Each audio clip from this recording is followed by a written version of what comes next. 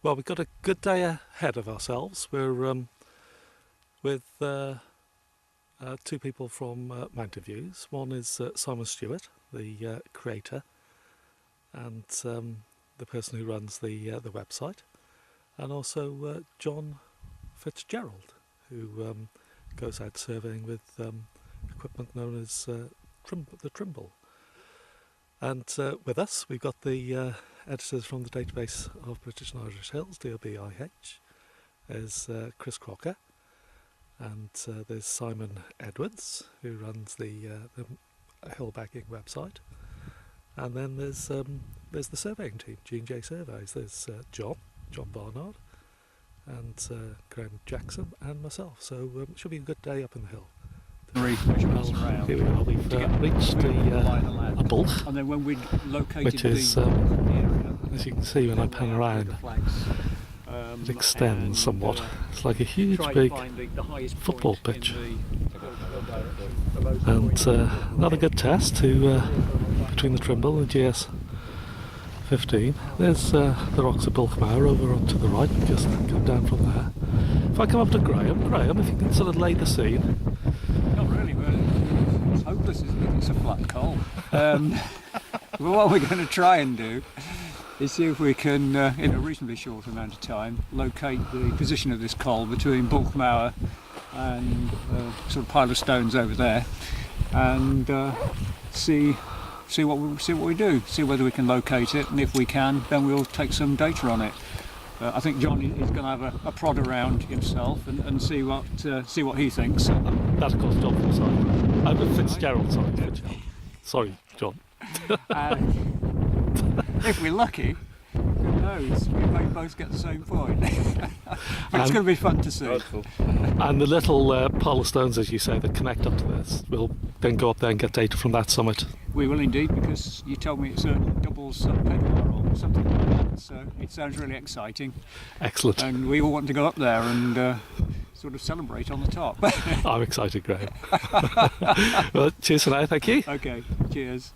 And if I come over to John, because you're going to whiz around with the Trimble, John, shortly, aren't you?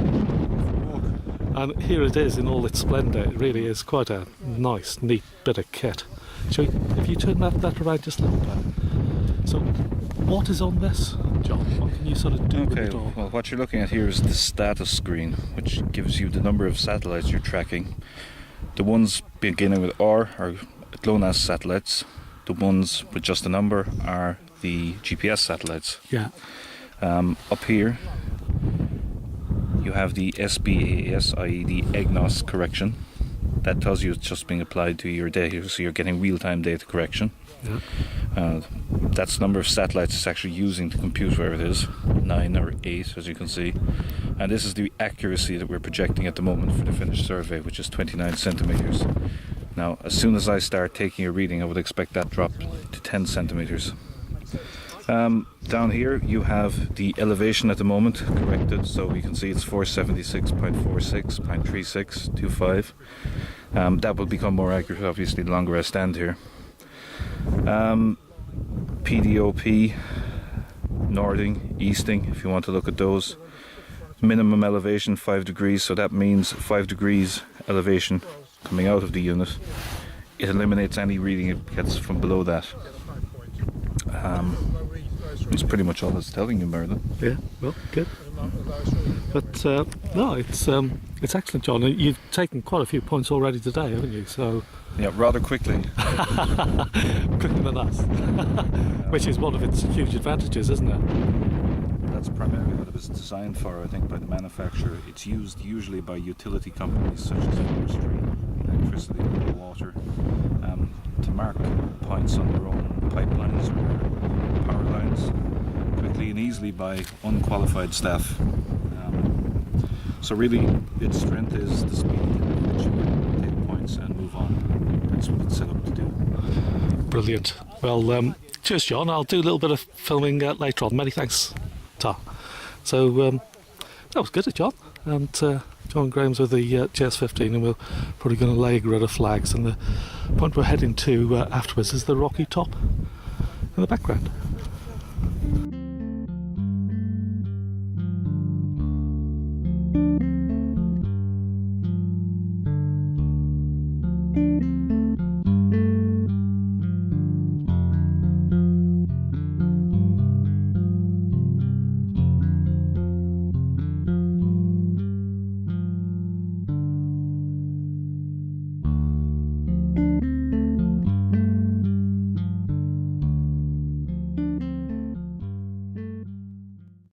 So we've moved down to bwlch here, and what we've tried to do is locate the exact position. We've done this in two ways. John's done it with his technique using the Trimble. We've done our usual technique by marking out a grid of flags, about 10 metres apart I would say, and 3 rows. So we've scanned across and taken staff readings with those. And we've come up with this point, which was standing by as the exact position of the bwlch. We set up the GPS there on a 2-metre pole, and now we're taking 30 minutes of readings and get the exact height of the coal. Cheers, John. Thank you. And this is the position that John talked about. There we go. Marked it with the flags. And taking some handheld GPS readings as well. And here it is on a...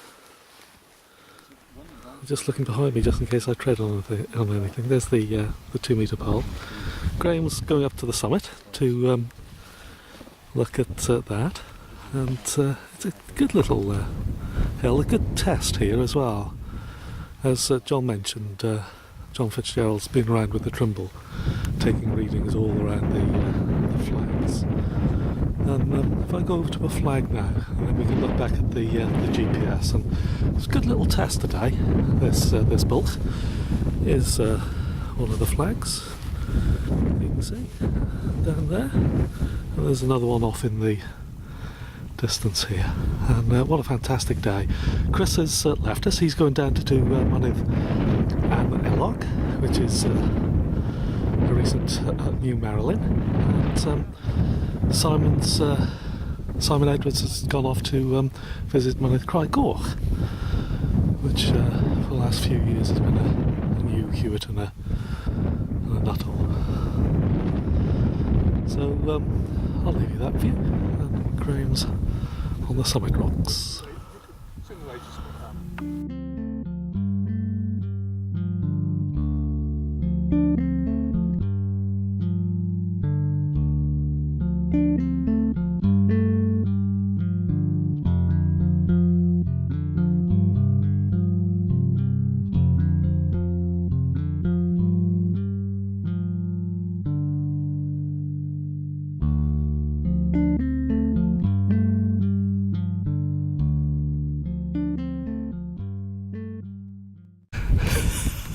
Which summit?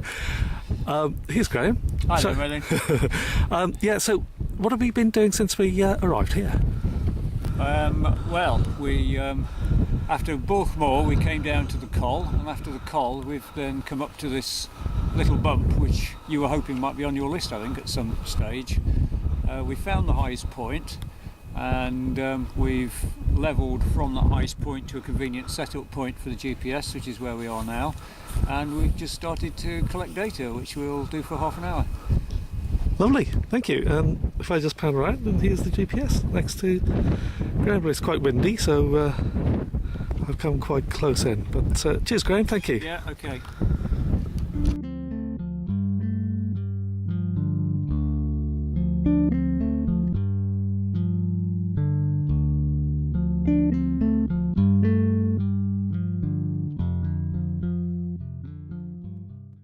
This is the survey result for Cae Hir, and this survey was conducted as part of a data comparison between the Leica GS15 and the Trimble GeoXH 6000.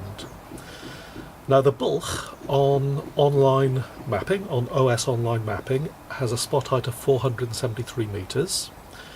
The GS15, the process data, came out at 471.70 metres, and the Trimble came out at 471.78 metres, so a very good comparison there. Now for the summit, the OS has a small 490 continuous ring contour but no spot height. The GS15, the process data, came out at 490.68 metres, and the Trimble came out at 490.64 metres. So again, very good accordance between the two sets of equipment. Now, if that gave Cae Hir a drop of 19 metres, and if it had have attained 20 metres, and it just failed to do so, but if it had, it would have become a Sub-Pedwar.